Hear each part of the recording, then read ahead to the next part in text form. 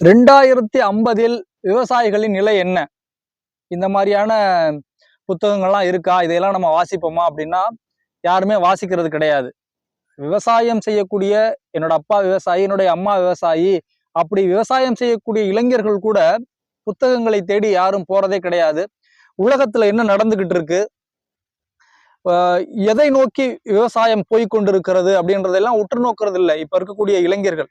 இளைஞர்களுக்கு மாசமானா 1ஆம் தேதியான சம்பளம், கை நிறைய காசு கிடைச்சிருச்சா அதை செலவு பண்றதுக்கான, ஆடம்பரமாக செலவு பண்றதுக்கான செயல்கள் என்னென்ன இருக்கோ அதை ஃபுல்லா பண்ணிட்டு அப்படி போயிட்டே இருக்காங்க.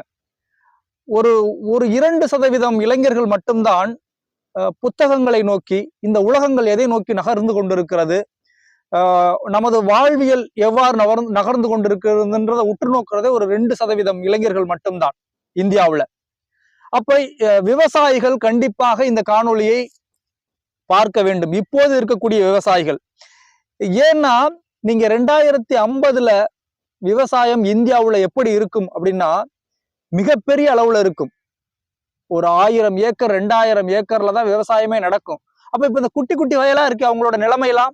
கண்டிப்பாக அவர்களே தனது வாழ்வியலை விட்டு நகரத்தை நோக்கி நகர்ந்துருவாங்க. இடத்தை வித்துட்டோ அல்லது இடத்தை யார்ட்டையாவது கொடுத்துட்டோ வாழ்வியலை நோக்கி நகர்ந்துருவாங்க.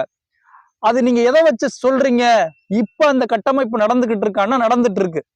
ஏன்னா நான் இடம் வாங்குறதுக்காக நிறைய பக்கத்து ஊர்கள் எல்லாம் போய் பாக்குறப்ப அங்க இருக்கக்கூடிய, ஏன்னா கிராமத்துல இருக்கிறவங்களுக்கு கண்டிப்பா நான் சொல்றது தெரியும், நகரத்துல இருக்கிறவங்களுக்கு தெரியுதா என்னன்னு தெரியல.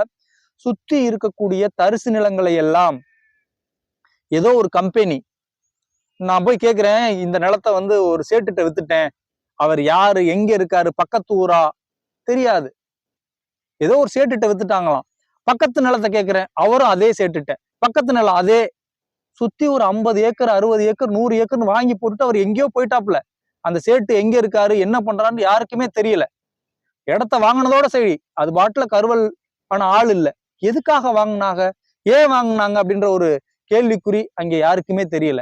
இன்னொரு இடத்த போனா ஏதோ ஒரு கம்பெனி பேர் சொல்றாங்க, சிலது கம்பெனி சிலது பேரே இல்ல, சேட்டு.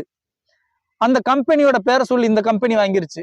பக்கத்துல இருக்கிற இடம் அப்படி அவங்க ஒரு 100 ஏக்கர். ஒரு கிராமத்தில் தரிசு நிலமாக கருவேல் மரமாக இருக்கக்கூடியதை மொத்தமாக 50 ஏக்கர் 100 ஏக்கர்னு வாங்கி போட்டுட்டு ஆளே காண, அட்ரஸையில எங்க போனாங்கன்னே தெரியல. இவர்கள் எல்லாம் சில ஆண்டுகள் கழித்து வருவார்கள். இப்ப என்ன நடக்குன்னா, இந்தியா முழுக்க இந்த விவசாயம் என்பது மிகப்பெரிய அளவுல கார்பரேட் நிறுவனங்கள் இறங்கி விவசாயம் பண்ணும். 1000 ஏக்கர் 2000 ஏக்கர் அந்த மாதிரி விவசாயம் செய்யும்.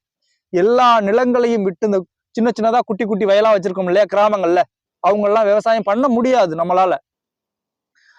அப்ப அவர்கள் நிர்ணயிப்பதுதான் விலையாக இருக்கும். ஏன்னா அவங்கள்ட்ட தான் நிலம் இருக்கும், அவங்கதான் விவசாய பொருட்களை உற்பத்தி செய்வாங்க. அவர்களுக்கென்று ஒரு கூட்டமைப்பு இருக்கும். விவசாயிகளுக்கு இப்ப கூட்டமைப்பு இல்லை இல்லையா? இருக்கு, எந்த செயல்பாடும் கிடையாது.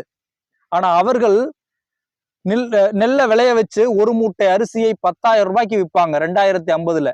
நான் வாங்க முடியாதுன்னு நீ சொல்ல முடியாது. ஏன்னா எந்த கடைக்கு போனாலும் மூட்டை 10,000 ரூபாய் தான். ஏனென்றால் விவசாயம் செய்யக்கூடிய அந்த கார்பரேட் நிறுவனங்களுக்குள் இருக்கக்கூடிய கூட்டமைப்பு சொல்லும், ஒரு மூட்டை அரிசியை நம்ம எல்லாருமே சேர்ந்து 10,000 ரூபாய்க்கு விற்போம், வேற வழியே இல்லை, மக்கள் வாங்கித்தான் ஆகணும். இப்படித்தான் அனைத்து விவசாய பொருட்களும் மெல்ல மெல்ல மெல்ல மெல்ல சிறு குறு விவசாயிகளிடமிருந்து மிகப்பெரிய விவசாயியாக இந்த கார்பரேட் நிறுவனங்கள் கையில் எடுக்க போகிறது மட்டுமல்ல, சில இடங்களில் எடுத்து விட்டது. அவர்களால் மிகப்பெரிய அளவில் காய்கறிகளையும் பழங்களையும் உற்பத்தி செய்து கொண்டிருக்கிறார்கள். இன்னும் சில காலத்தில் அவர்கள் சொல்வதுதான் விலை. இப்போது கூட சில பொருட்களுக்கு, சில பழங்களுக்கு அவர்கள் சொல்வதுதான் விலை. இதை நோக்கித்தான் விவசாயம் நகர்ந்து கொண்டிருக்கிறது. இவற்றையெல்லாம் இப்போது இருக்கக்கூடிய குறு சிறு விவசாயிகள் தெரிந்து கொள்ள வேண்டும் என்பதற்காகத்தான் இந்த பதிவு. நாம் தொடர்ந்து விவசாயத்தை பற்றியே பேசுவோம். நன்றி, வணக்கம்.